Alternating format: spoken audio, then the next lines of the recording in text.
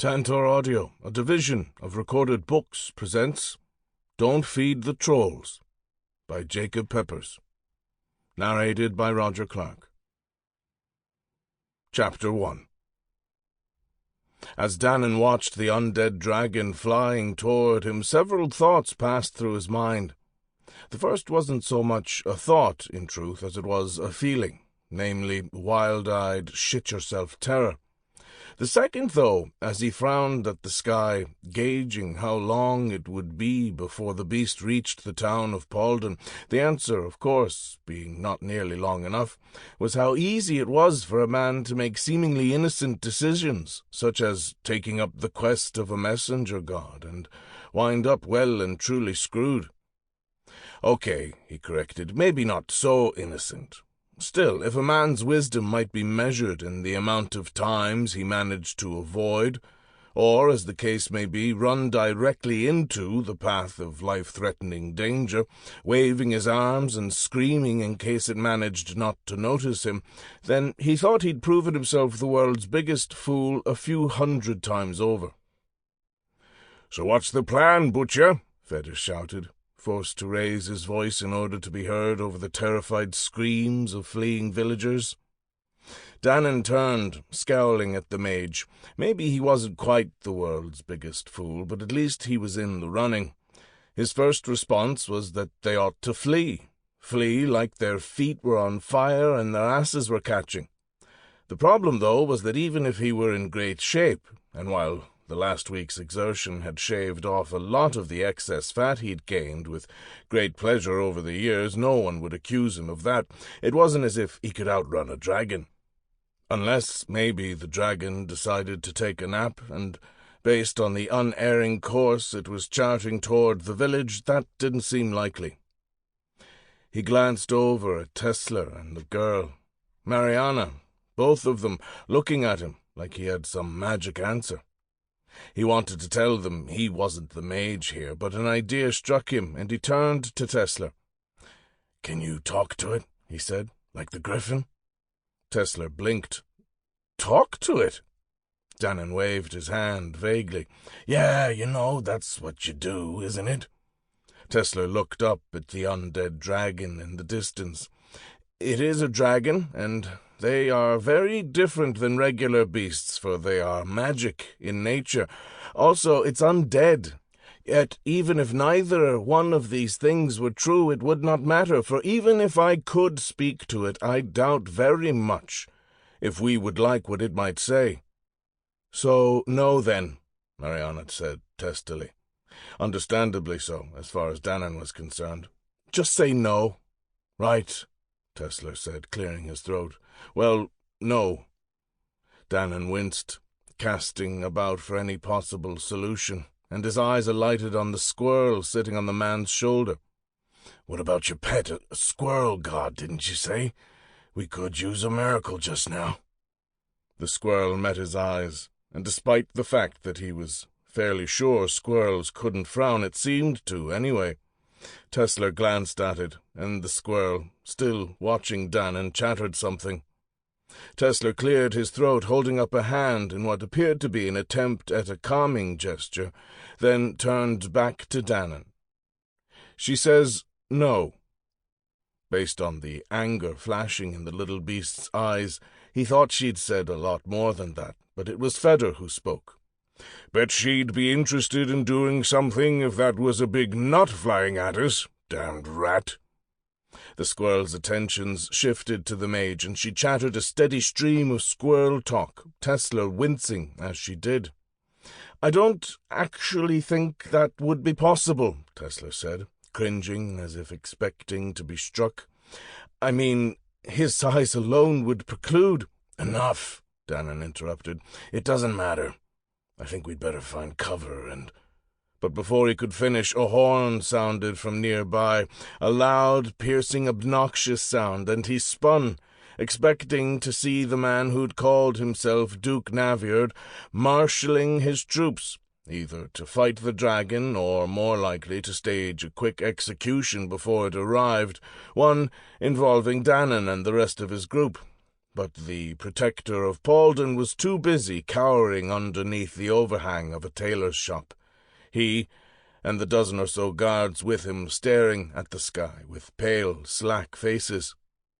No, the horn had not come from that quarter then. But when Dannen glanced over and saw the two men approaching on white horses, one of which held a curved, ornate horn in his hand, he thought that, all in all, he would have preferred the execution. "Could this day get any worse?" Feder said from beside him. "Oh, it's early yet," Dannen muttered. "Give it time." The brothers Mariana rode their horses with straight backs, their chins lifted into the sky. They always were, if the times Dannen had had the unfortunate displeasure of being in their vicinity were anything to go by, looking like what he thought they imagined storybook heroes looked like.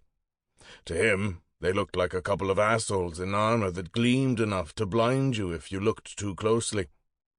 It was as if some god, tired of the usual screwing up of mortals' lives, had decided for a change of pace to combine all the most obnoxious, arrogant qualities of would-be heroes into the two brothers.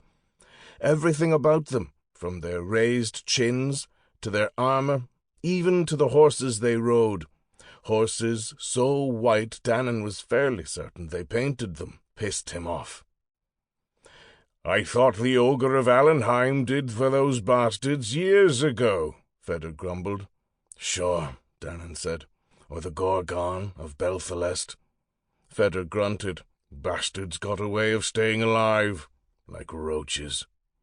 "Shiny ones," the mage agreed. "They also got a way of showing up where they're not wanted." "Where else could they be?" Dannen muttered. The two brothers rode into the center of the terrified townsfolk, stopping to regard the Duke, who had stepped out from hiding. Likely they guessed the man's position. Not that hard to guess, really, considering the man's ornate dress and the jewelry bedecking his hands and neck. They paused, removing their helmets and giving their heads a shake to free their long golden hair, then turned their chiseled, manly features toward the Duke. "We seek the governor of this fine town," one said. Which one, Dannen couldn't have said. He never could tell them apart. The Duke managed to pull himself together enough to stand straight. "I am Duke Naviad, ruler and protector of the city of Paulden and its outlying areas." Dannen thought calling the small town a city was about as pretentious as the brothers' perfectly styled hair, but the brothers were far too chock-full of virtue to have such a negative thought, and they only nodded, dismounting their horses in unison and stepping forward to offer the Duke two gauntleted hands. He hesitated, glancing at his guards, then took the hands, one at a time, giving them each a timid shake. "Who are you?" he said, doing his best to sound imperious, but mostly sounding like a child who has just witnessed two heroes from the stories his mother told him about materialize in front of him. The two brothers glanced at each other, sharing arrogant smirks that made Dannen want to punch them in the faces, incoming undead dragon or not. "We," they said in unison as they turned back to the Duke, "are the brothers Mariana. I am Deuceleran, but you may call me Deuce," one said. "And I am Xavier Mariana," the second said, "but you may call me X." The Duke swallowed hard, bowing his head. "Deuce X Mariana, it is a pleasure to meet you both." "Oh, but the pleasure is ours," Deuce, or maybe X, Dannen didn't know for sure and didn't care enough to worry over it, said. "We have come because we heard that your fine city was in trouble, and—" He paused, glancing behind him at the dragon as if it were no more than a stray dog, and he the one tasked with carting it away. "It seems that our information was good. Would you like for us to assist you in dealing with this pest?" the second brother asked.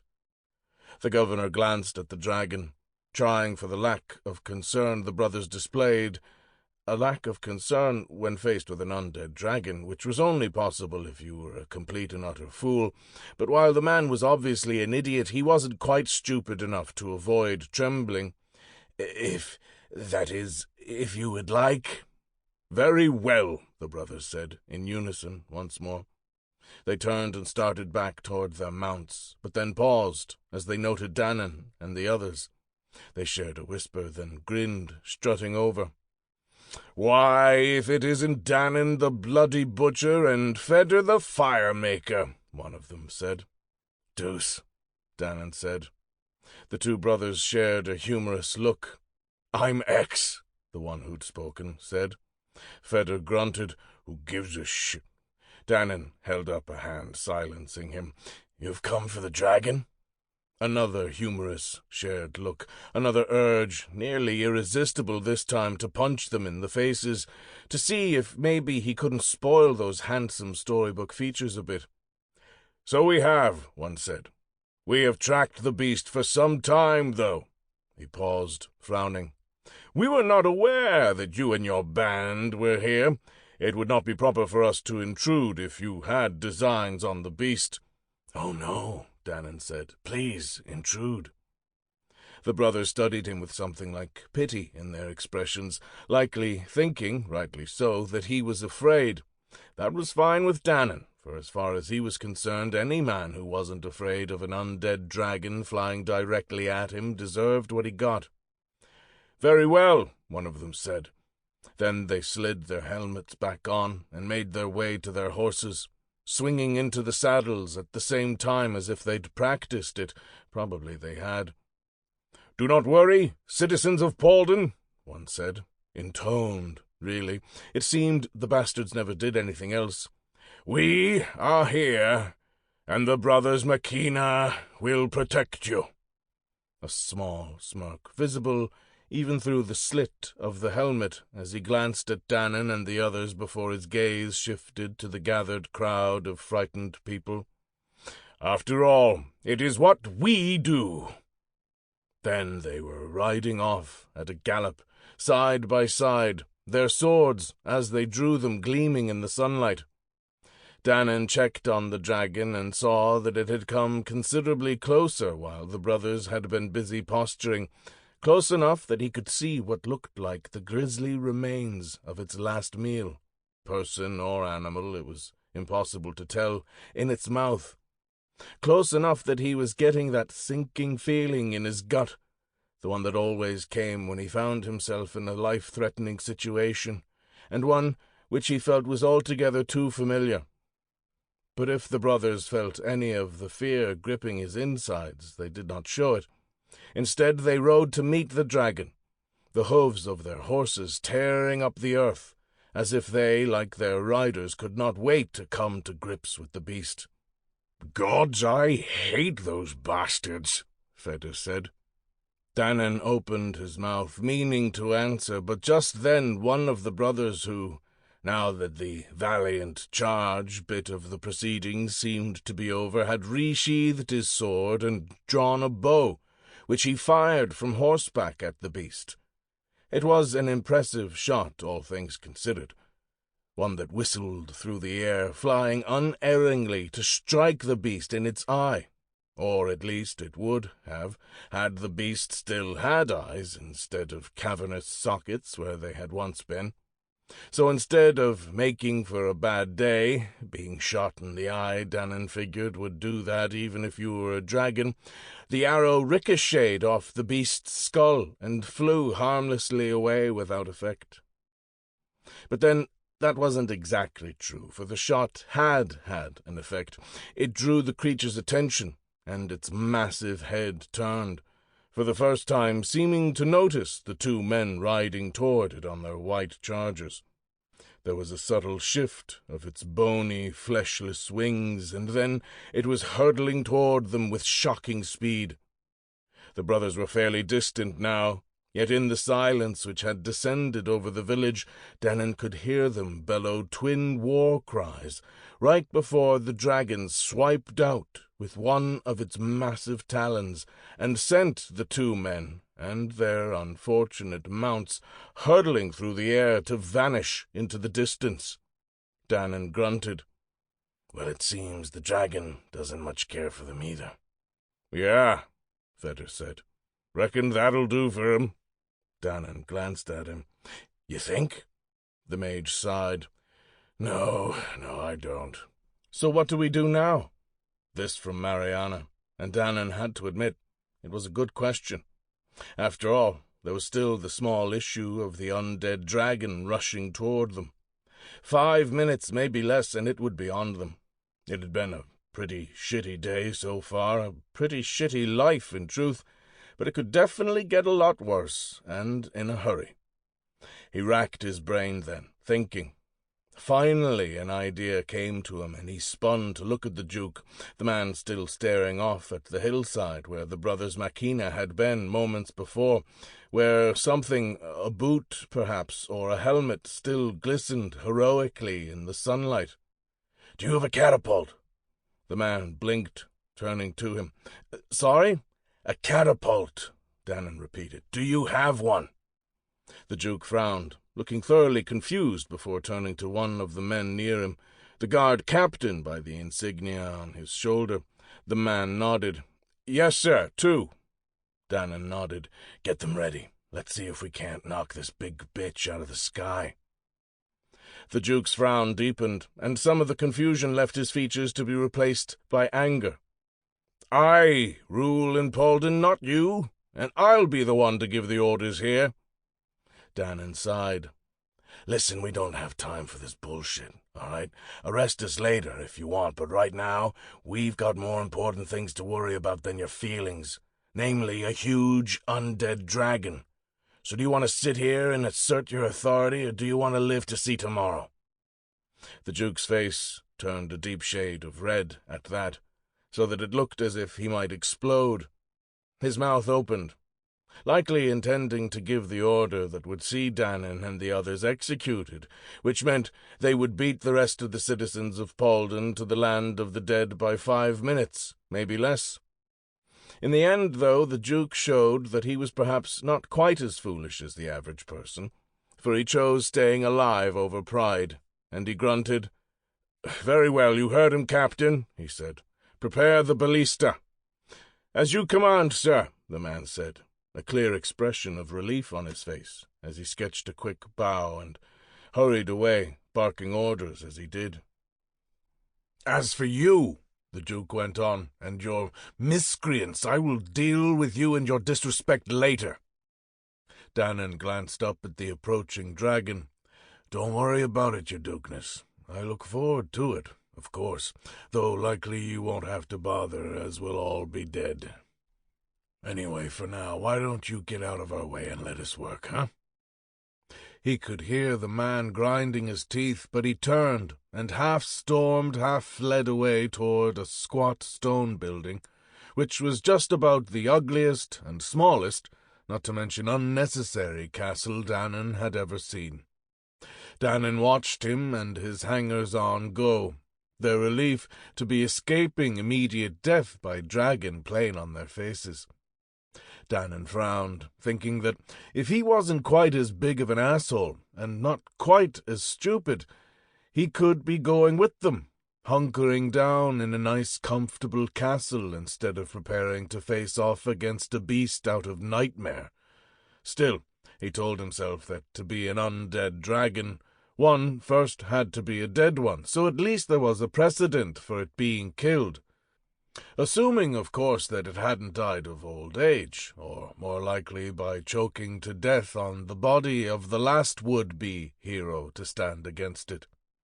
He sighed, glancing at the others to see that they were all watching him, as if he had a solution, as if anybody could have a solution for a creature that looked as if it could swallow damn near the whole town if it had a mind to. He sighed again. Come on, he said. Best we find out how those ballistas are getting on. He led the others toward the squat, ugly castle where he'd seen the guard captain walk, but they were stopped by 2 frightened guardsmen. What's your business here? Dannen blinked. suddenly finding it difficult to speak, for there was no way that the two men had not overheard his conversation with the Duke. "What's our business?" Firemaker bellowed, as always showing a complete lack of patience for fools, or, well, anyone, really. "Well, right now it's a big damned dragon, isn't it? Or did you two silly bastards fail to notice?" The two men cowered, and whether that cower was from the firemaker, intimidating, to say the least, or the undead dragon flying toward them was anyone's guess, but the speaker shook his head. "Can't let you in. That is, safety reasons." "Safety reasons?" Firemaker bellowed. "I'll show you safety, you son of a bit—" Dannen caught the big man by the shoulder, stopping him. "Take it easy, Feder. I think we've got enough of a fight on our hands already, without looking for more, don't you?" The mage grunted, glancing between Dannen and the two guards. "I figure we got time, Butcher. Won't take but a minute to set these bastards straight. Let them through!" A shout came, and they turned to see the captain they'd spoken with moments ago appearing at the base of one of the castle turrets. Feder grunted, satisfied. "Seems this village isn't completely full of fools after all." The two guards wisely chose to say nothing, moving to follow their commander's orders, and a moment later the gate was opening, and Dannen was leading his companions through. Feder paused, though, not quite finished. "Best watch this gate real close, boys." He made a show of glancing back at the dragon, who had flown considerably closer, far too close for Dannen's liking. "Might be you'll be having to keep a new collar out real soon. You know," he said, leaning in so swiftly that one of the men let out a cry, taking a step back. "For safety reasons," the mage finished with a growl. Dannen met the mage's satisfied expression. "Are you done?" Feder wilted a little. "Yeah, I reckon," he muttered. "You sure?" Mariana asked in a mock-innocent voice. "Don't want to sit around and have a bit more of a chat with the fellas? Might be a nice distraction while we're all getting chewed on. What do you think?" "I'm done, damn it," Feder growled. "Good," Dannen said. "Then it's time to run." And run they did, charging toward the captain standing at the base of the tower and up the steps to where a ballista was currently being rolled into place, the war construct being turned by several sweating guardsmen as they tried to position its aim toward the approaching dragon. A short run, but Dannen was out of breath by the end of it, though thankfully not nearly as much, he noted, as he would have been a month ago.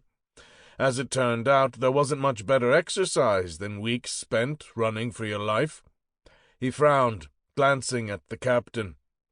"Thought you said there were two of them." The man cleared his throat, clearly embarrassed. "Yes, sir, there were, but it seems that our engineer forgot to keep it up, and, well, I'm afraid it will be of no use to us." "Perfect," Dannen said. "And I imagine you're probably low on shot for the catapult, too." The captain's eyes opened in obvious surprise. "How could you?" Dannen waved a hand dismissively. "Just the way it works is all. How many shots?" The captain winced again. "2." Dannen grunted. "Well, guess it could be worse." "Not much," Mariana murmured, and he scowled at her before turning back to the captain. "Anyway," Dannen said, "I guess we'd best be firing them then." Indeed, it seemed they were nearly ready to do just that, for the guardsmen stood up from where they'd been hunkered at the labor of wheeling the great catapult into place, according to the barked instructions of a man Dannen did not know. A man who he figured could only be the town's engineer, and, judging by his protruding gut, proof of a liking for ale that Dannen understood. Likely the same man responsible for the fact that they only had one ballista and 2 shots available to them. A conversation needing to happen with that one, then, particularly since Dannen could smell the alcohol on his breath even from here, but that was someone else's problem. The gods knew he had enough of his own. At least they ought to, considering that they were the ones who'd dropped the damned things in his lap. The engineer glanced at the dragon, not seeming nearly as afraid as those soldiers around him, another indication that the man was well and truly sloshed, shouting orders as he did, the men making minute, nearly imperceptible adjustments according to his words. Dannen, hearing the obvious slur in the man's voice, stepped forward. "Hey!" The man turned, scowling at him. "Ain't got no time to talk. In case you hadn't noticed, there's a god's-forsaken undead fucking dragon coming at us, and—" "I noticed," Dannen interrupted, "but it seems to me that you're a bit off on the left, doesn't it?"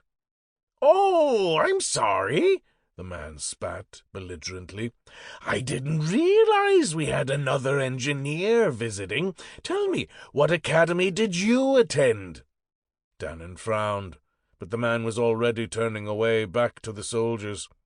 "Hold there, you eager sons of bitches!" he shouted, and the soldiers backed away. The man turned back to him, favoring Dannen with an arrogant smirk, before moving forward and firing the ballista.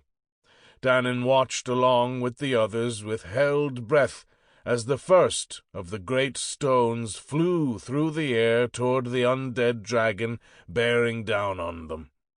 The dragon did not bother to so much as shift, as the rock, seeming particularly minuscule and insignificant compared to the hulking figure, flew harmlessly wide on the left.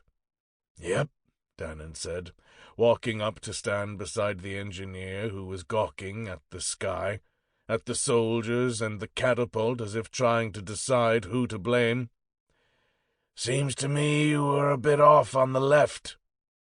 Just a measuring shot was all," the engineer managed, trying for confidence, but failing miserably as the fear had managed to finally sink into his drink-addled mind.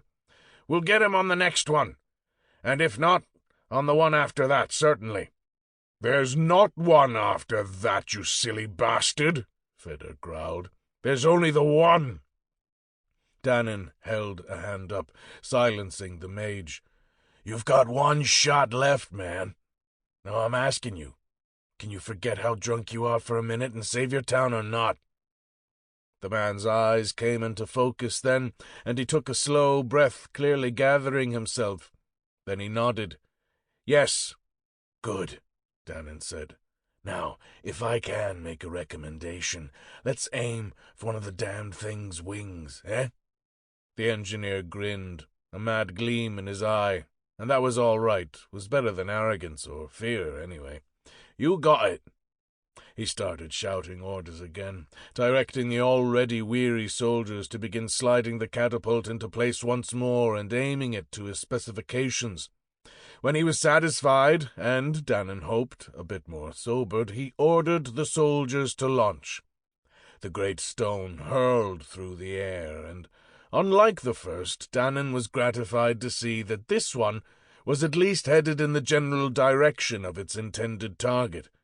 And, drunkard or not, it became apparent that the engineer knew his business, for the stone flew unerringly, striking the undead dragon at the bone which connected its skeletal wing to its skeletal body. The creature was close now, very close, but it was still high above them, so that it was difficult for Dannen to see if the launched stone had any effect. But the creature seemed to fly on after the impact, and he was just beginning to despair when he realized something. The creature wasn't flying any more. It was falling. Relief flooded through him at that, but it, like the shouts of celebration from the soldiers around him, was short-lived, as they all seemed to realize, as one, that the undead monstrosity was nearly right above them now.